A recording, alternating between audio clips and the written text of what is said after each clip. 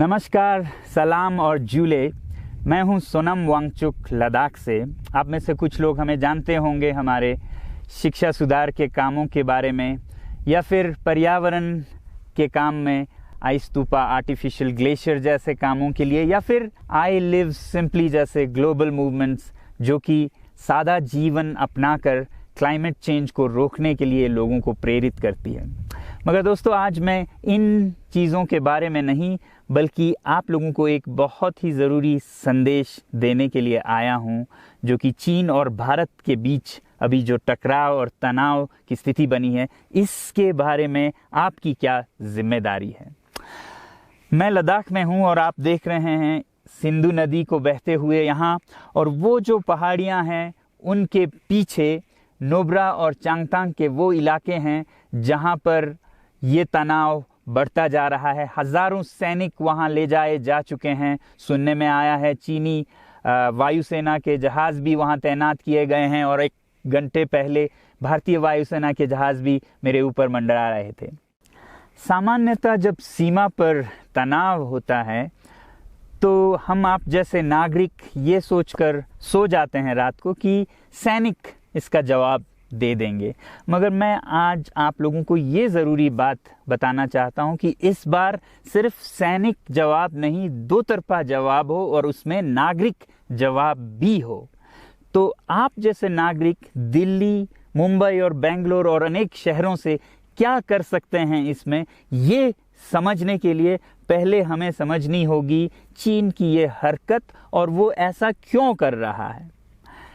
आपने देखा होगा कि ये सिर्फ भारत के साथ नहीं हो रहा है, बल्कि पिछले कई हफ्तों से चीन ये दक्षिण चीनी सागर में वियतनाम, ताइवान और अब हांगकांग के साथ भी छेड़खानी कर रहा है। और मेरा ये विश्लेषण है कि वो ये सब किसी देश के साथ दुश्मनी के वजह से ज़्यादा अपने अंदर की समस्याओं को सुलझाने के लिए कर रहा है। आज चीन को सबसे बड़ा डर है तो अपने जनता से डर है। उनकी 140 करोड़ की आबादी, जो कि एक बंधुआ मजदूर की तरह बिना मानवाधिकारों के चीनी तानाशाह सरकार के लिए काम करते हैं और उसे धनी बनाते हैं। जब वो नाराज़ हो जाए तो फिर एक क्रांति की सी परिस्थिति बन पड़ती है, और इससे चीन बहुत डरता है। आज कोरोना के प्रकोप के बाद चीन में फैक्ट्रियां बंद हैं, एक्सपोर्ट्स बंद हैं और बेरोजगारी 20% तक बढ़ चुकी है। लोग बहुत नाराज़ हैं, क्रांति हो सकती है, तख्ता पलट हो सकता है। इसीलिए चीन पड़ोसियों से दुश्मनी करके अपनी जनता को अपने साथ जोड़ने में लगा हुआ है, और ये पहली बार नहीं कर रहा है। 1962 में जब भारत के साथ जंग की तो वो जंग भी उसने अपने जनता को संभालने के लिए की थी। तब 4 साल का अकाल और भूखमरी हुई थी, और इससे ध्यान हटाने के लिए ये जंग की थी। चीन के लिए अपनी जीडीपी और जो खुशहाली है उसे बढ़ाते रहना बहुत ही ज़रूरी है, और जिस दिन जीडीपी घट जाए वहाँ की जनता क्रांति के लिए तैयार है। मैं तो कहता हूँ कि इस बार भारत की बुलेट पावर से भी ज़्यादा वॉलेट पावर काम आएगी। जो नागरिक पैसा खर्चते हैं चीन के सामान को खरीदने में, ज़रा सोचिए, हम आप भारतीय उद्योग को मारकर चीन से मूर्तियों से कपड़ों तक हर साल 5 लाख करोड़ के सामान खरीदते हैं, और फिर यह पैसा आगे जाकर हमारे सीमा पर हथियार और बंदूक बनकर हमारे सैनिकों के मौत का कारण बन सकती हैं।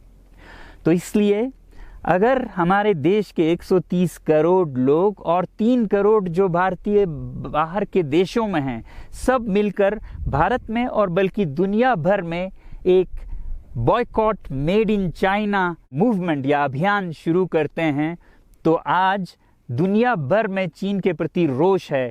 हो सकता है कि सारी दुनिया साथ आए और इतने बड़े स्तर पर चीनी व्यापार का बॉयकॉट हो कि चीन को जिसका सबसे बड़ा डर था वही हो, यानी कि उसकी अर्थव्यवस्था डगमगाए और उसकी जनता रोष में आए, विरोध और तख्ता पलट।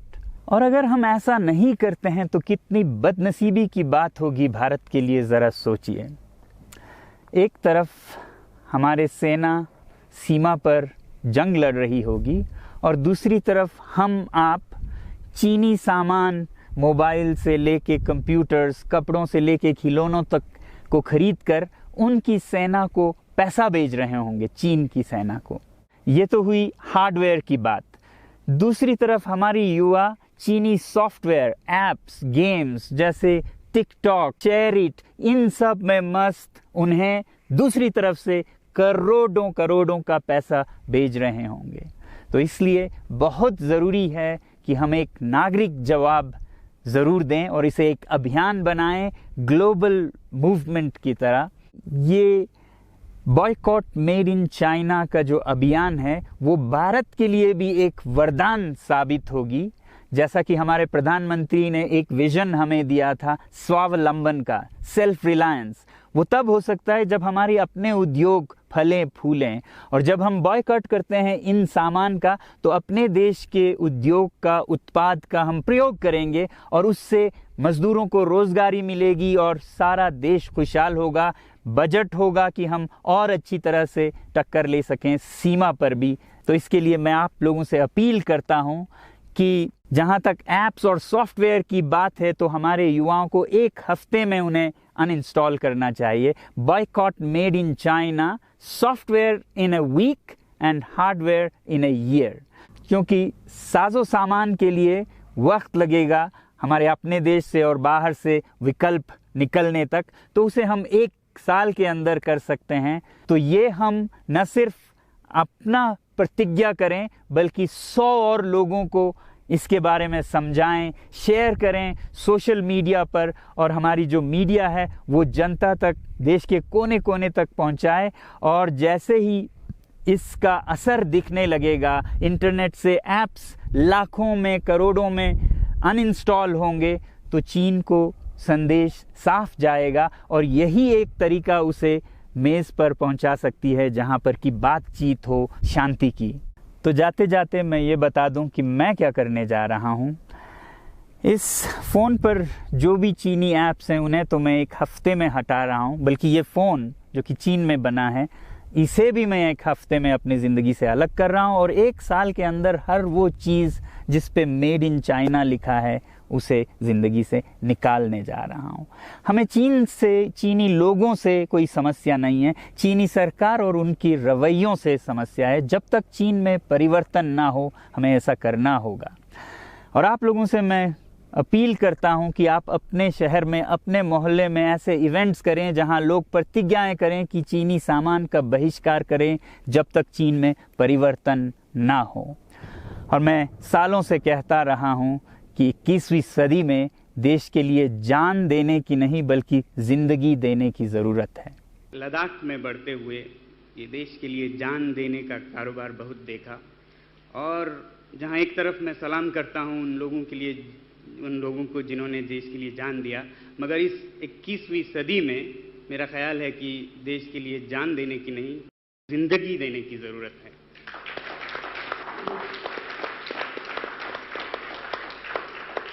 तो आप भी निभाइएगा अपना रोल। जय हिंद।